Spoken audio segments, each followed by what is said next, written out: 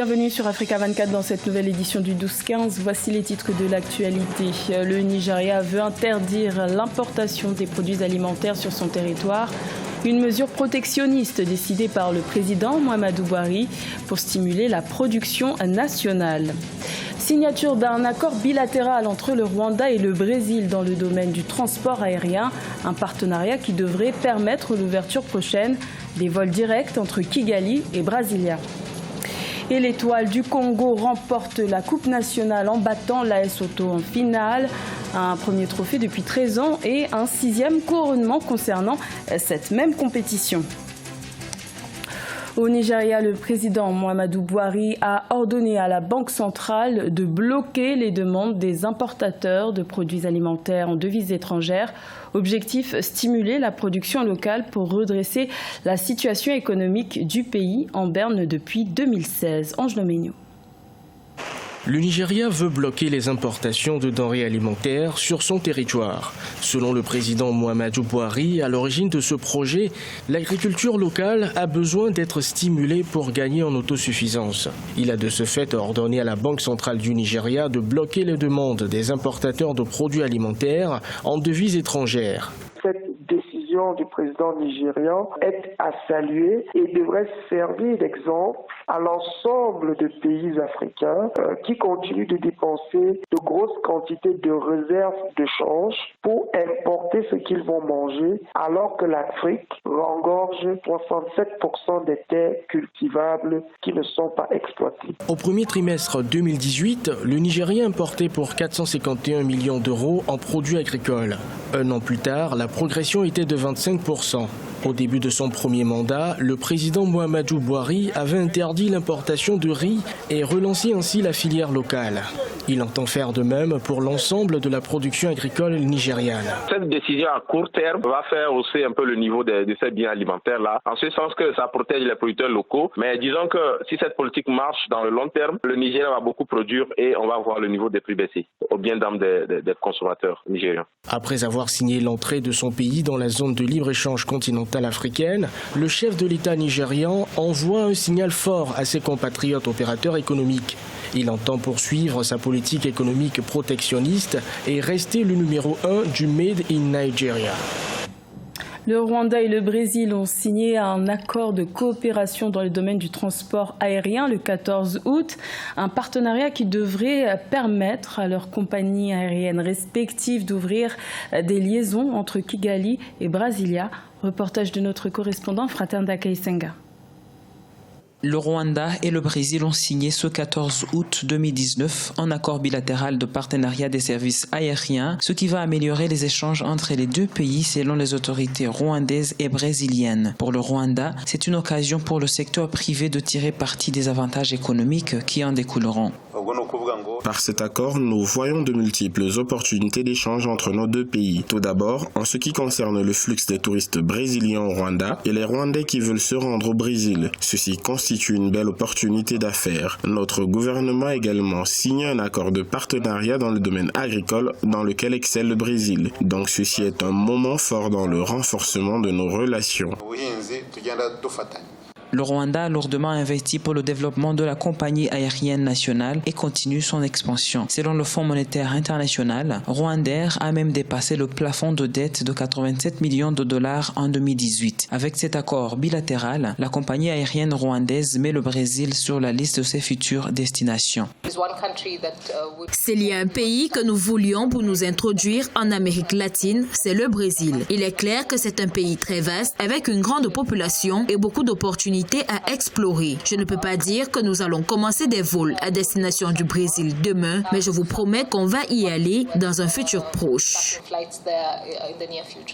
Pour mieux atteindre ses objectifs d'investissement, la compagnie aérienne rwandaise a demandé au Fonds monétaire international de relever le plafond de sa dette de 500 millions à 800 millions de dollars. Avec les 92 accords de services aériens que le Rwanda a signés avec différents pays du monde, la compagnie effectue désormais des vols à destination de 28 pays.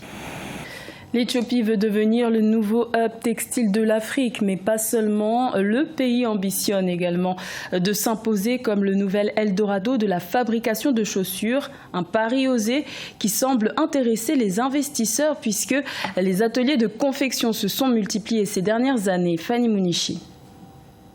L'Éthiopie, nouvel Eldorado du textile, et peut-être désormais de la chaussure. Les grandes firmes internationales sont de plus en plus nombreuses à délocaliser leurs ateliers de fabrication dans ce pays, d'où l'industrie du cuir est florissante, avec comme atout principal une main-d'œuvre bon marché. À Addis Abeba, la capitale, le groupe britannique Petards a d'ailleurs sa tannerie qui emploie des travailleurs locaux. La marque assure y respecter les normes internationales. Nous prenons soin des produits fabriqués en Éthiopie. Les produits fabriqués en Éthiopie sont nouveaux. Nous voulons donc donner une bonne image au marché et au monde. Baskets, mocassins, escarpins, les chaussures fabriquées en Éthiopie sont d'abord destinées à l'exportation. Chez Enzi Footwear, 1200 paires sortiront des ateliers cette année, avec des modèles avoisinant les $250. Le pays pourrait ainsi se positionner sur le marché haut de gamme. Nous pouvons être la nouvelle Allemagne, nous pouvons être la prochaine Italie, nous pouvons être le prochain qui produit des produits de très grande qualité. Et c'est ce que nous sommes, c'est le récit que nous essayons de raconter avec nos produits. Tout est fait par les Éthiopiens, mais dans le respect des normes internationales les plus strictes. Les exportations de l'Éthiopie ont bondi de $7 millions en 2007 à $38 millions en 2017. Les États-Unis sont depuis devenus le plus grand marché, achetant plus de 2 millions de paires de chaussures par an. À la rencontre de l'artiste sénégalais Maïssa Fall, à 55 ans, ce sculpteur s'inspire des vélos usagés pour confectionner des œuvres d'art. Une vocation née de ses expériences vécues dans l'enfance. Aïssatou Bari et Philomène Tiné. À Saint-Louis du Sénégal, un artiste du nom de Maïssa Fall réalise des sculptures à l'aide de vieilles bicyclettes. L'homme de 55 ans a eu cette passion pour le vélo depuis son enfance. Dans l'atelier de son père, il s'imaginait des œuvres d'art à partir des vélos et motos que ce dernier lui faisait nettoyer. Quand j'étais à l'atelier de mon père pour nettoyer les mobilets des bicyclettes, c'était les jours où il n'y avait pas d'école. Et c'était la pagaille, mes amis jouaient à côté, partout.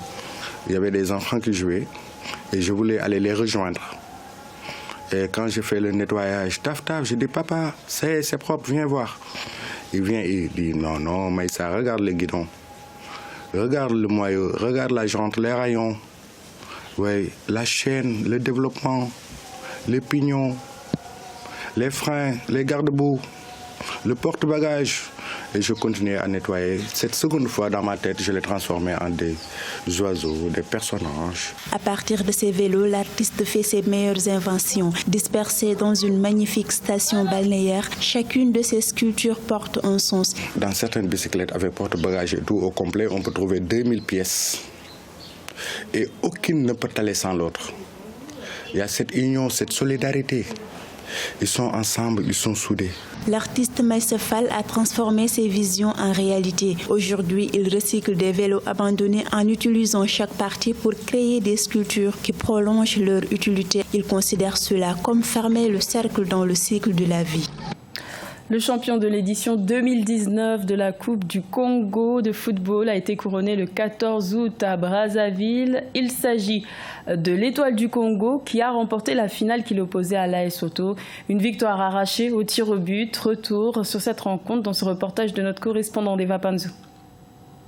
L'Étoile du Congo Ngoma Mokonzi à terrain a décroché la 6e Coupe du Congo de son histoire, 13 ans après la dernière remportée en 2006. Face à l'association sportive Auto, ce mercredi 14 août 2019, aucun but n'a été marqué par l'une des deux équipes opposées en finale à l'issue des 90 minutes du temps réglementaire. Ce n'est qu'à l'issue des tirs au but que le gardien des Verts et Jaunes a sauvé les siens par 2 arrêts décisifs et triomphé par 4 tirs à 2. Il fallait premièrement ramener l'Étoile à son vrai niveau. C'est fait. L'Étoile revient au top, l'Étoile revient au sommet du football national. Après 13 ans, après 9 ans, sans aucune finale. Aujourd'hui, on est heureux du travail abattu pendant les 2 dernières saisons. Comme en 2018, face à l'équipe de Diable Noir, l'association sportive Auto de la ville d'Oyo a encore échoué en finale à l'issue de la fatidique épreuve des tirs au but, alors qu'elle court encore derrière la première Coupe du Congo de son histoire. On essaie de donner le maximum, mais il nous a manqué un poids en attaque, parce qu'on a eu pas mal de blessés, que ce soit le match de coupe qu'on a joué la semaine dernière. Aujourd'hui, on a perdu 2 joueurs sur blessure et ça nous a vraiment pénalisé. La finale de la Coupe du Congo chez les dames a été remportée par le club Epangamba de Pointe-Noire face à l'équipe brazzavilloise Tula Katula par 4-0. Ces 2 finales sont associées aux activités de la célébration de la fête de l'indépendance et ont marqué la fin de la saison sportive 2018-2019 au niveau de la Fédération congolaise de football. C'était le journal de la rédaction. Merci de l'avoir suivi. L'information continue sur Africa 24.